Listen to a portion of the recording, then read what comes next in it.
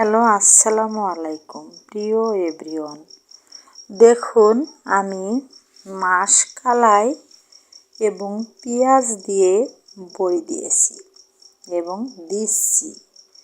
বেশ পেঁয়াজ দিয়ে ময়দাটা বেশি সানা লাগে না, তবু আমি একটু হাত দিয়ে নেড়ে মেখে নিচ্ছি।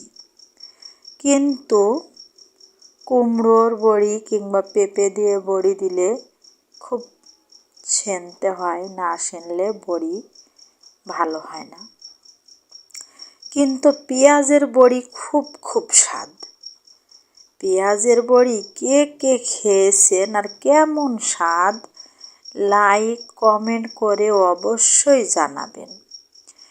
যে একবার খাবেন সে কখনো ভুলতে পারবেন না।